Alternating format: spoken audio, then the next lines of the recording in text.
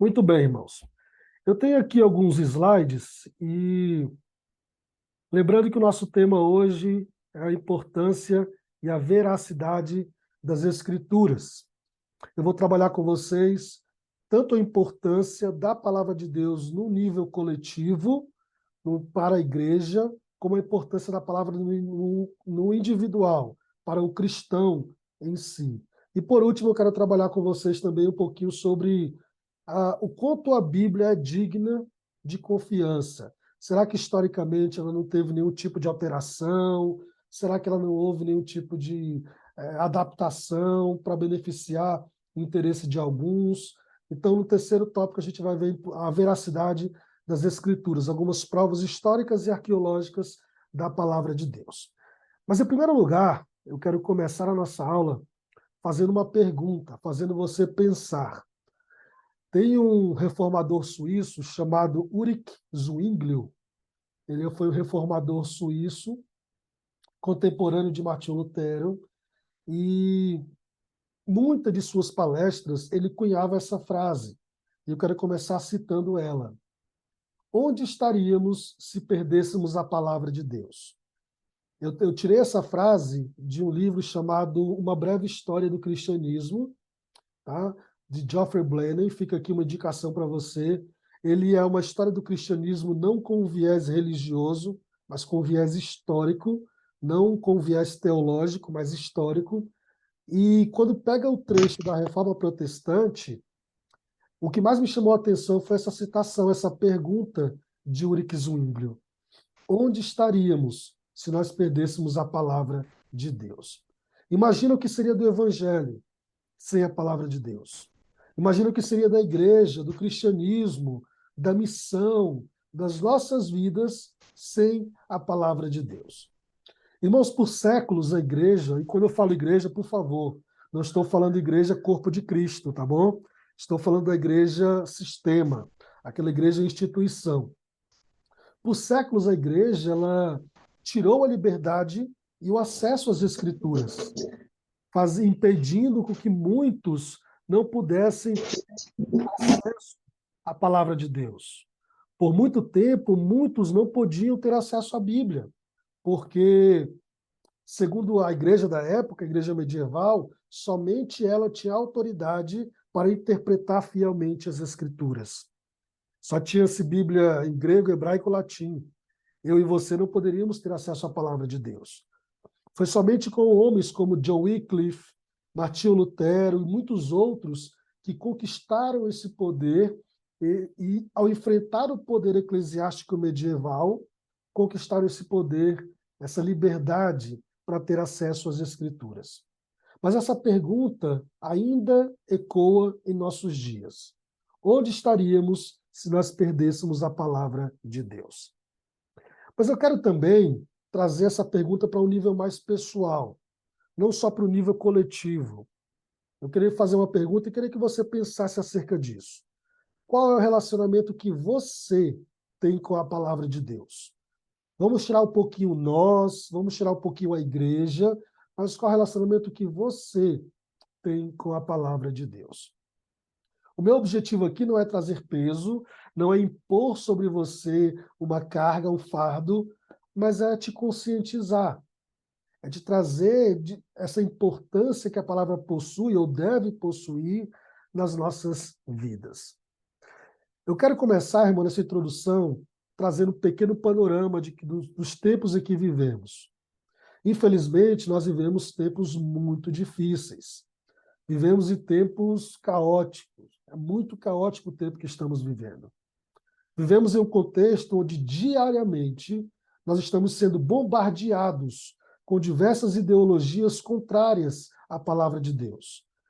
Nós temos muitas ideologias que são pregadas e quem for contra ela é censurado, é perseguido, ou no termo mais atual e moderno, é cancelado. Quem for contra o sistema, ou quem for contra ideologias atuais, é cancelado, é rotulado de fundamentalista religioso. De um lado, nós temos aqueles que usam a palavra de Deus erroneamente para apoiar suas ideologias políticas. Por outro lado, nós temos aqueles que desprezam a palavra de Deus, taxando a Bíblia como um livro retrógrado, um livro antigo, um livro machista, um livro ultrapassado e o pior, do nosso lado, do lado da igreja, há muitos que acreditam que a Bíblia precisa ser atualizada. É um livro que precisa se submeter ao nosso contexto e que precisa ser atualizado. Mas o que eu quero que você entenda, em primeiro lugar, essa noite, é que a palavra de Deus não é um livro novo, nem é um livro velho. Não é um livro antigo, nem é um livro moderno. A Bíblia é um livro eterno. A palavra de Deus é um livro eterno. E a palavra de Deus, ela não contém a palavra de Deus. A Bíblia não contém a palavra de Deus. A Bíblia é a palavra de Deus. Francis Schaeffer, é um teólogo do século XX, disse algo bem interessante certa vez. Ele disse que se a Bíblia não for absoluta na vida do cristão, a sociedade, com suas normas, o será. Ou seja, se a Bíblia não for absoluta como nossa regra de fé e prática, a sociedade, com suas normas, vai nos impor e vamos seguir. O que eu quero que você entenda, irmãos, é que não existe neutralidade no que diz respeito a seguir ideologias. Ou nós seguimos a palavra de Deus, ou nós vamos seguir as ideologias deste mundo. E, infelizmente, irmãos, é o caminho que muitos têm seguido. Se você parar para pensar, em nosso contexto atual, moderno, nunca se houve tanta facilidade ao acesso às escrituras. Nunca se teve tanto acesso à informação. Para você ter uma ideia, estima-se que nós temos no Brasil aproximadamente 40 tipos de Bíblia. 40. Bíblia do jovem, Bíblia do surfista, Bíblia da mulher que ora. Se duvidar, tem até a Bíblia da mulher que não ora. Nós temos Bíblia de tudo quanto é tipo. Bíblia do Thales Alberto, e esse número tem crescido cada vez mais. Mas, contrário a isso, nós nunca vimos um nível de analfabetismo bíblico tão grande. Nós nunca vimos em toda a história um nível de tamanha facilidade ao acesso à informação, mas, ao mesmo tempo, um nível de analfabetismo bíblico muito grande.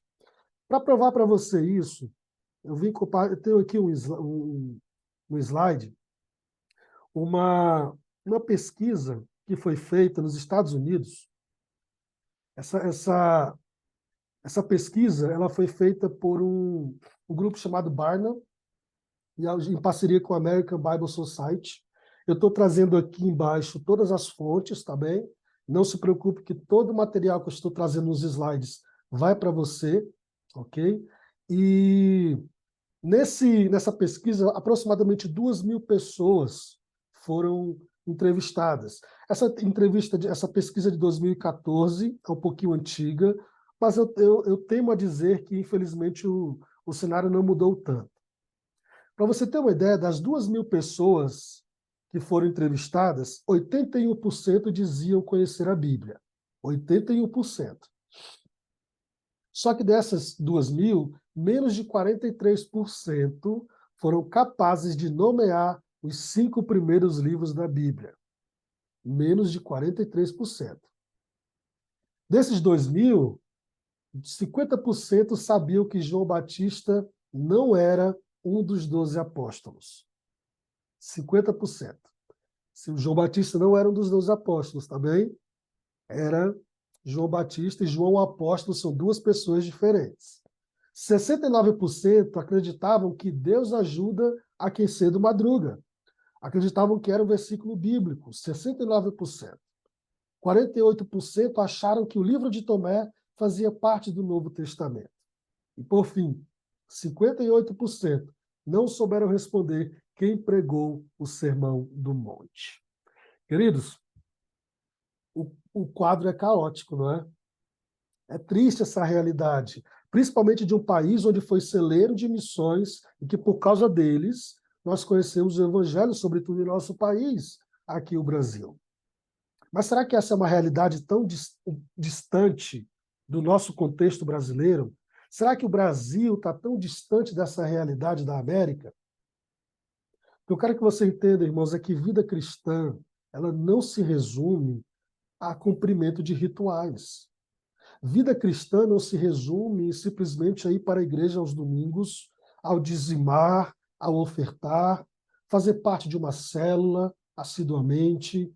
Vida cristã não se resume simplesmente a ouvir músicas cristãs, a servir em um ministério. Vida cristã se resume basicamente a relacionamento com Deus. Vida cristã, a base da vida cristã é a comunhão que nós temos com o nosso Deus. É esse relacionamento de intimidade com Deus. O restante é secundário e que com certeza tem a sua importância, mas a base é a comunhão com Deus. E, infelizmente, há muitos que conhecem, fazem parte de uma igreja, são membros de uma igreja local, pertencem a uma congregação, mas infelizmente não conhecem a Deus. Há muitos que têm informações sobre o Evangelho, mas que não conhecem o Evangelho. Porque há uma grande diferença entre ter informações sobre o Evangelho e conhecer o Evangelho. O Evangelho é uma pessoa, e a pessoa de Jesus. É Deus se revelando e resgatando a humanidade no seu Filho Jesus. Há pessoas, queridos, que até conhecem Jesus, mas que nunca tiveram encontro com ele. Infelizmente, essa é uma realidade não somente dos tempos bíblicos, mas hoje também existem muitos que não o conhecem. Então, nessa introdução, eu quero que você grave bem o que eu vou dizer. E nunca esqueça disso. Nós só nos relacionamos intimamente com quem nós amamos. E nós só amamos a quem nós conhecemos. Então, dessa regra, ninguém foge. É impossível fugir dessa máxima, dessa verdade. Então, nós só nos relacionamos intimamente com aquele a quem nós amamos. E só amamos a quem nós conhecemos. Então, quero que, para sintetizar essa introdução, eu colocaria da seguinte forma: o quanto você conhece da palavra de Deus revela o quanto você o conhece. O quanto você se relaciona com a palavra de Deus revela o quanto você conhece esse Deus e revela o quanto você ama a esse Deus. Porque se eu só me relaciono intimamente com aquele que eu amo e eu só amo aquele que eu conheço, obrigatoriamente, a palavra de Deus que é o maior instrumento de revelação do conhecimento de Deus, deve ser nossa base de relacionamento com o Pai. Eu quero que você entenda que conhecimento de Deus, relacionamento com Deus, passa obrigatoriamente pelo conhecimento da palavra. Porque a palavra é a base para o conhecimento de Deus e a base para o relacionamento com Deus. Portanto, o quanto você conhece da palavra revela o quanto você o conhece e quanto você busca amá-lo. E nunca se esqueça disso. E relacionamento com Deus. Não existe relacionamento saudável com Deus sem o relacionamento com a sua palavra. O relacionamento saudável com Deus passa obrigatoriamente pela palavra de Deus. Portanto, a nível de introdução, é isso que eu queria destacar. Como é que anda o seu relacionamento com Deus e com a sua palavra? Como eu disse, não existe relacionamento saudável com Deus sem o conhecimento da Bíblia, sem o conhecimento da sua palavra. E nunca se esqueça, irmãos, que conhecimento de Deus não é algo a ser estudado. Deus não é um Deus a ser estudado. Deus é um ser a ser conhecido. Deus não se estuda, Deus se conhece. E o grande problema de muitos cristãos é que primeiro não conhecem a palavra, não buscam conhecer. Mas há outro grupo que acha que resume o relacionamento com Deus a mero estudo. E Deus não se estuda. Deus se relaciona, Deus se conhece. E a Bíblia é o principal instrumento que revela o conhecimento de Deus. Portanto, a palavra de Deus é um instrumento primordial se queremos nos relacionar com Deus de forma saudável e digna do seu caráter. Então, é isso que eu quero trabalhar com você hoje. A importância da palavra tanto na igreja, no coletivo, mas também a importância da palavra de Deus no individual.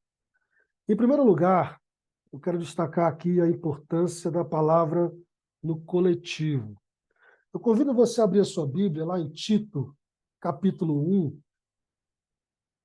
Abra a sua Bíblia ou ligue a sua Bíblia, né? Hoje em dia quase não se abre mais, mas se liga, né? Tito, capítulo 1, vamos ler do verso 1 ao verso 5. Tito, capítulo 1, vamos ler do versículo 1 ao versículo 5. Diz assim a palavra de Deus. Tito 1, versículo 1. Paulo, servo de Deus e apóstolo de Jesus Cristo, para promover a fé que é dos eleitos de Deus e o pleno conhecimento da verdade, segundo a piedade. Queridos, Tito é uma das epístolas paulinas que ela é comumente chamada de epístola pastoral. Juntamente com 1ª e 2ª Timóteo, essas 3 epístolas formam as epístolas paulinas pastorais. E elas basicamente são orientações práticas tanto quanto a liderança de Timóteo e Tito, uma liderança temente a Deus, esse era o objetivo de Paulo, bem como também trabalhar a conduta da igreja. Então, em uma parte da epístola, Paulo vai trabalhar qual deve ser a conduta de Timóteo e Tito. Timóteo liderava uma igreja em Éfeso, enquanto Tito liderava uma igreja em Creta. Mas também, na outra parte, Paulo vai mostrar qual deve ser a conduta da igreja naquele contexto que também era bem caótico. E eu gosto dessas epístolas, irmãos, sobretudo a de Tito, porque ele trabalha muito a ética cristã. O grande tema, resumidamente, de Tito, eu poderia resumir como a ética cristã. Paulo vai apresentar qual é a ética cristã na igreja, no capítulo 1.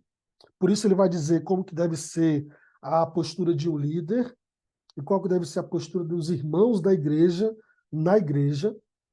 Em segundo lugar, Paulo vai focar no capítulo 2 qual é a ética cristã na família. Por isso que a partir do capítulo 2, Paulo vai dizer sobre instruções aos moços, às jovens recém-casadas, aos idosos. E no capítulo 3, Paulo vai mostrar qual deve ser a conduta cristã na sociedade. Ele vai falar sobre se subordinar à liderança social e política, a se sujeitar às autoridades. Resumindo, Tito é a ética cristã na igreja, na família e na sociedade. E das introduções paulinas, irmãos, aqui eu mais gosto, sem dúvidas, na minha opinião, a mais completa é a de Tito.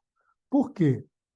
Porque logo no versículo 1, Paulo vai destacar qual é o objetivo dele com a epístola a Tito, mas também vai destacar a importância da palavra de Deus. Paulo vai dizer logo no versículo 1, mostrando que o objetivo principal dele, na minha versão, que é a revista atualizada, ele vai dizer: Paulo, servo de Deus e apóstolo de Jesus Cristo, para promover a fé, que é dos eleitos de Deus, e o pleno conhecimento da verdade. Fé e conhecimento. Esse é o objetivo de Paulo com essa epístola a Tito, mas que podemos aplicar perfeitamente a palavra de Deus como um todo. Irmãos, a palavra de Deus tem o grande objetivo de promover fé e conhecimento. Fé cristã e conhecimento da verdade são elementos que não se dissociam, não se separam. E quando eu falo de fé, eu estou falando de piedade, eu estou falando de relacionamento com Deus, eu estou falando de vida de oração, vida de comunhão, vida de meditação. Só que, ao mesmo tempo, Paulo diz que o objetivo dele com a epístola é também promover o conhecimento pleno da verdade. Ou seja, fé ou piedade e conhecimento não se separam, não se dissociam, eles andam juntos. Ou seja, guarda bem o que eu vou dizer. Relacionamento com Jesus e teologia não se separam, não se dissociam. A grande base de maturidade cristã não é só a teologia, não é só o relacionamento piedoso com Jesus, mas é o conhecimento de Deus e também o relacionamento com Jesus. Em português bem claro, é tanto a teologia, como também é a vida de oração e vida de meditação. Então, fé e teologia são a base da maturidade cristã. E por que eu estou dizendo isso? Porque nós temos a grande tendência, irmãos, de andar em extremos. Ou nós nos aplicamos muito à teologia e esquecemos do relacionamento com Deus, esquecemos de orar, esquecemos de meditar, esquecemos da comunhão com a igreja local. Ou não nos aplicamos muito ao relacionamento com Deus, oração, vida eclesiástica, mas esquece o conhecimento teológico que é tão importante também. Alguém perguntou alguma vez assim, qual é para o Tozer, A.W. Tozer, o que é mais importante, a oração ou o conhecimento da palavra? Ele lhe respondeu da seguinte forma, o que é mais importante para um pássaro, a sua asa direita ou a sua asa esquerda? Ou seja, o que ele quer dizer com isso? Os dois são importantes. Relacionamento com Jesus e relacionamento teológico também são de fato importantes e formam a base da vida cristã. Então, o primeiro objetivo, a primeira importância que eu quero destacar da palavra de Deus para a igreja é que ela tanto promove piedade nos irmãos, como ela promove também pleno conhecimento da verdade. Você sabia, irmãos, que grandes pesquisadores, grandes cientistas foram convencidos da existência de Deus através da ciência? Muita gente acha que ciência é contra Deus, mas não é. A ciência não é inimiga de Deus. A ciência é uma ponte para a revelação de Deus. Por isso que Mateus, capítulo 22, verso 37, vai dizer o seguinte. Esse é o versículo que nós temos de cor. Mateus 22, 37. O maior de todos os mandamentos é qual? Amarás o Senhor teu Deus sobre todas as coisas, de toda a tua alma, de todas as tuas forças, de todo o teu entendimento. Ame a Deus com todo o seu entendimento. Esse é o maior mandamento de Jesus. Outro versículo muito interessante que embasa tudo que eu estou dizendo está lá em 2 Coríntios 3,6, que é um versículo muito usado no meio cristão erroneamente. Paulo vai dizer lá em 2 Coríntios, capítulo 3, versículo 6, no finalzinho, porque a letra mata, mas o Espírito vivifica. Quantos de nós já não citamos esse versículo, não é? A letra mata, mas o Espírito vivifica. Paulo não está falando do conhecimento. Geralmente esse versículo é aplicado àquele irmão que vai fazer uma faculdade teológica e muitos dizem, olha, cuidado, você está estudando demais, cuidado que a letra mata. É uma verdade? Com toda certeza. Porque, como eu acabei de dizer, a grande base de maturidade cristã é relacionamento com Deus e conhecimento. Só o conhecimento por si só mata. Mas o que Paulo está dizendo aqui não é do conhecimento que mata. O que Paulo está falando, se você ler todo o versículo, é da aliança da lei, que trazia morte, que não justificava o homem, mas que a lei do Espírito, a lei em Cristo Jesus, essa traz redenção. Eu quero trazer à memória as palavras de Pedro. Crescei na graça e no conhecimento da palavra de Deus. E glória a Deus pela vida de vocês que hoje estão nesse seminário, porque hoje é a prova viva de que vocês estão buscando crescer em conhecimento de Deus também. Hebreus 11:3, um texto bem pequenininho que traz uma pérola muito importante. Hebreus 11:3 vai dizer que pela fé entendemos que o universo foi criado. O que o autor de Hebreus quer nos ensinar? Há espaço para entendimento na fé. Há espaço para racionalidade na fé.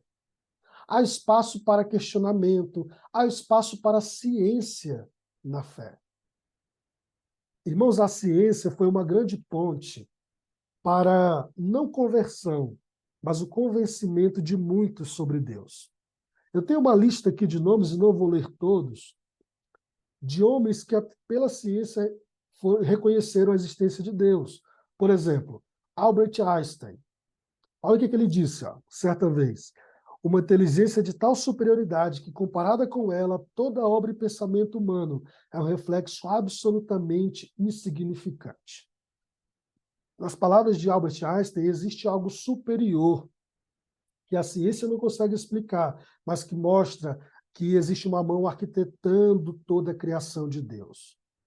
Outro nome bem conhecido, Louis Pasteur. Um pouco de ciência nos afasta de Deus, muito nos aproxima. Olha que interessante. Outro cientista que, através da ciência, reconheceu a existência de Deus. Tem James Tour, Richard e tantos outros. E, por favor, não estou dizendo que eles se converteram através da ciência, mas que eles foram convencidos de que existe um ser superior chamado Deus e que arquiteta toda a criação.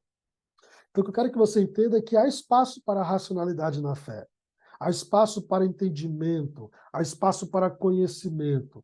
E a grande base de maturidade cristã é tanto o conhecimento, seja ele teológico, conhecimento da ciência, mas é o relacionamento com Jesus. O crente que estuda a palavra de Deus, irmãos, é um crente cheio do poder de Deus. Se o crente ora, o crente que mergulha na palavra de Deus para, como Jeremias, Ezequiel, que comeram essa palavra, ele é um crente cheio do poder de Deus. Em segundo lugar, a palavra no meio do cristão não só produz fé e conhecimento, como ela também protege a igreja. Logo após a introdução, no capítulo 1 aqui de Tito, Paulo vai destacar a razão pela qual ele deixou Tito em Creta. Só para que você tenha uma noção clara do que é Creta, deixa eu mostrar para vocês aqui.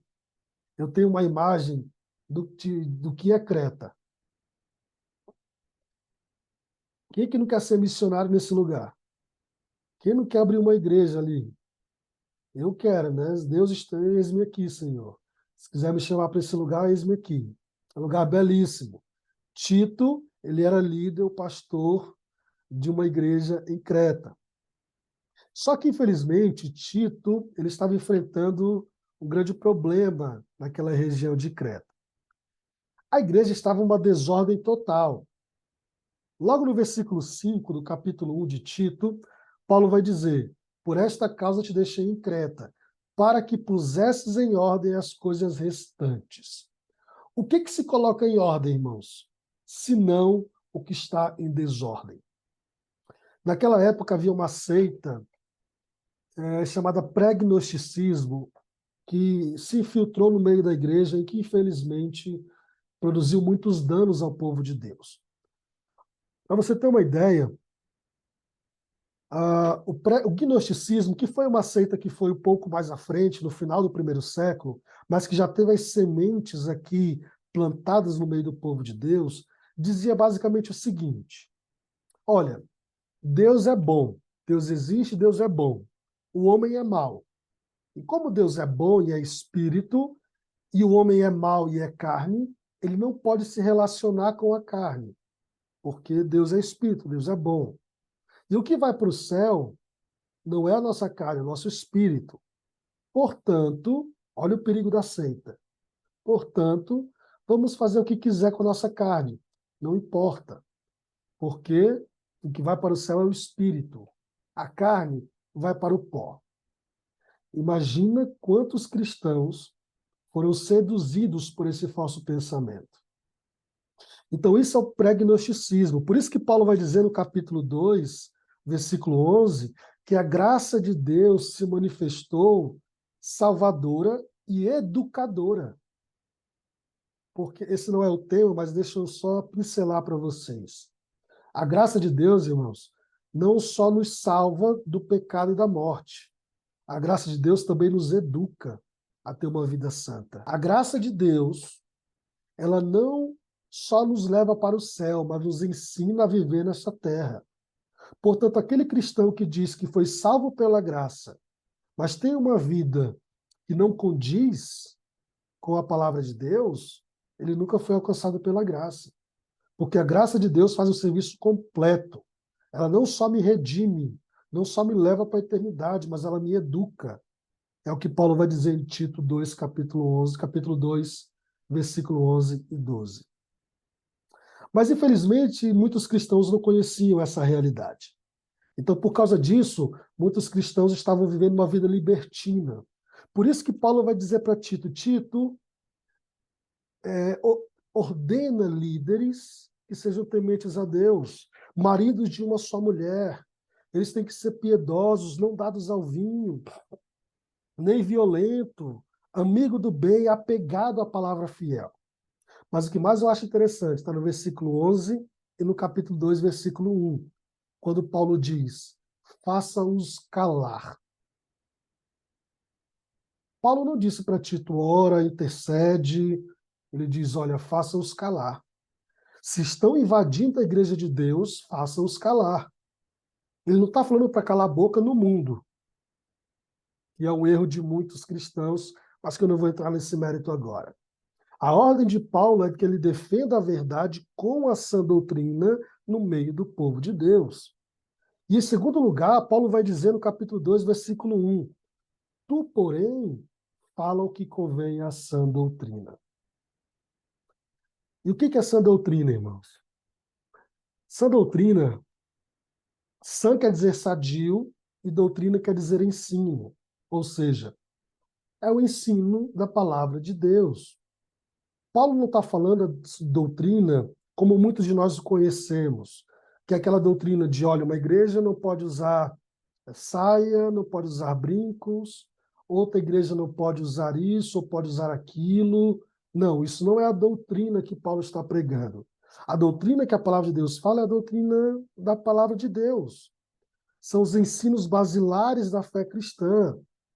Graça, educadora e salvadora, é o batismo, é a Santa Ceia, é a vida de santidade, é a redenção somente em Cristo Jesus. Isso é a sã doutrina. Então, Paulo não fala para ele fazer qualquer tipo de evento na igreja, fazer qualquer tipo de aconselhamento, ele fala, faça-os calar e prega a verdade. Em outras palavras, o que Paulo está nos ensinando, irmãos, é que a sã doutrina protege a igreja. Quer uma igreja sadia, uma igreja forte, é uma igreja que se aplica ao ensino das Escrituras. Porque a igreja, a sã doutrina protege a igreja. Ela protege dos falsos mestres, protege dos falsos ensinos. E principalmente no mundo que a gente vive hoje, tão cheio de doutrinas contrárias à palavra de Deus. Essa doutrina que fortalece a igreja, que tira a sua vulnerabilidade. É a palavra de Deus que organiza a igreja, que organiza a liturgia, que organiza a estrutura, que organiza as funções. É essa doutrina que corrige a igreja, corrige dos falsos ensinos, corrige daqueles pensamentos mentirosos herdados do passado. Por isso que Paulo vai dizer para Timóteo, que é bem semelhante a Tito, prega a palavra, quer seja necessário, quer não. Então, em suma, queridos, a sã doutrina é sinônimo de palavra de Deus. E é ela que deve ter a supremacia no corpo de Cristo. Mas, em contrapartida, o que nós vemos hoje, infelizmente, são muitos cristãos que tentam invalidar a palavra de Deus. Você já ouviu aquela expressão que diz que a Bíblia precisa ser atualizada? Infelizmente, isso está se propagando no meio do povo de Deus e é uma grande mentira. A Bíblia não precisa ser atualizada. Nossa teologia que precisa ser atualizada. A nossa interpretação precisa ser atualizada. Não a palavra de Deus, não a Bíblia Sagrada. A Bíblia, irmãos, não deve ser submissa ao nosso contexto. Faz sentido para vocês? A Bíblia não pode ser submissa ao nosso contexto. Ela não pode se submeter ao meu contexto social, político, ideológico. É o meu contexto que deve se submeter à palavra de Deus. Porque se eu disser que a Bíblia precisa ser atualizada, Eu estou dizendo que ela precisa se submeter ao meu contexto. E a Bíblia não precisa, não pode ser submissa ao meu contexto. O meu contexto deve ser submisso à palavra de Deus. Porque, do contrário, onde é que nós vamos parar? Se em todo tempo, ou todo contexto ideológico sociopolítico, nós atualizarmos a Bíblia, onde é que nós vamos parar? Quando é que ela vai estar completa? Portanto, a Bíblia não precisa ser atualizada, porque ela precisa ser contextualizada. Ela precisa ser bem interpretada para mudar a vida dos que no contexto em que ele se encontra, no contexto em que o cristão se encontra. Eu quero que você entenda, e grave bem o que eu vou dizer. Eu até coloquei aqui, sintetizado em uma frase. Igreja sem ensino das Escrituras, igreja sem ensino da palavra, é uma igreja fraca, é uma igreja deficiente. E, infelizmente, essa é uma realidade de muitas congregações em nosso país. E não só em nosso país. Igreja sem ensino da palavra de Deus é uma igreja fraca e deficiente. Igreja que não se aplica ao conhecimento da palavra de Deus se tornará fraca e um alvo fácil a ideologias contrárias à palavra de Deus. Mas, tirando do âmbito coletivo, vamos trazer para um âmbito individual. Cristão sem ensino da palavra de Deus é um cristão fraco, é um cristão deficiente. Uma igreja sem ensino da palavra pode até crescer, ou melhor, pode até inchar, mas ela não cresce. Tem uma frase de Francis Schaeffer também que é bem interessante. Francis Schaeffer dizia que o evangelho cresce do tamanho de um oceano, mas com a profundidade de uma piscina. E é pura verdade, porque o evangelho, o cristianismo no mundo cresce largamente, cresce de forma espantosa, mas a profundidade dele é a profundidade de uma piscina, do tamanho de um oceano, mas a profundidade de uma piscina. Sabe por quê?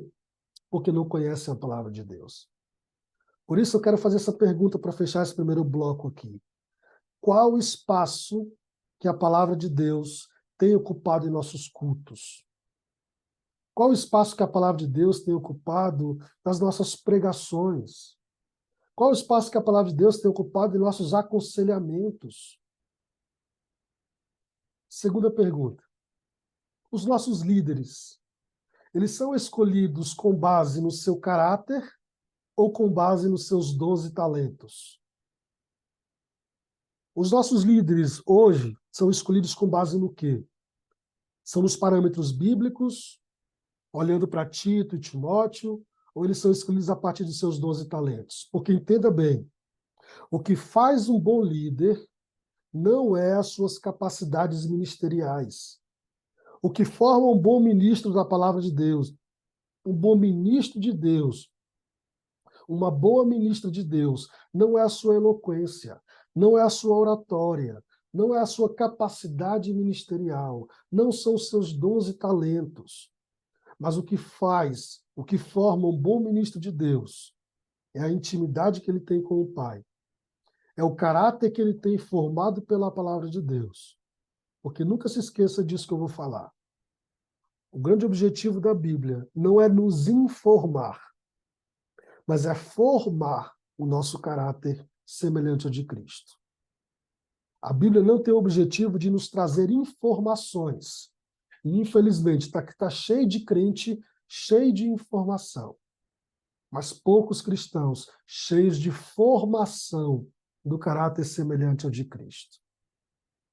Portanto, irmãos, se Jesus é o médico dos médicos, a sua palavra é o nosso remédio. E a vitalidade da igreja depende inteiramente do ensino e da aplicação da palavra de Deus. Então, igreja, torna a dizer, igreja que não se aplica ao conhecimento e ensino da palavra de Deus, se torna um alvo fácil nas mãos de Satanás. Se torna um alvo fácil para ideologias mundanas. Porque entenda bem, o grande objetivo de Satanás não é tirar a Bíblia da igreja.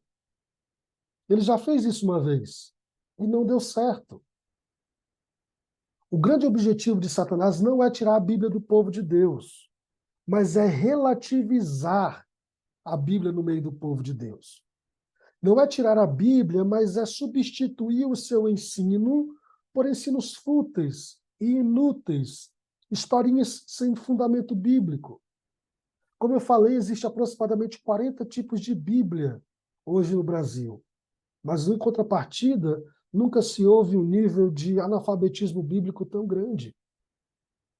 Lembra daquele versículo que diz Oséias: o meu povo padece por falta de conhecimento.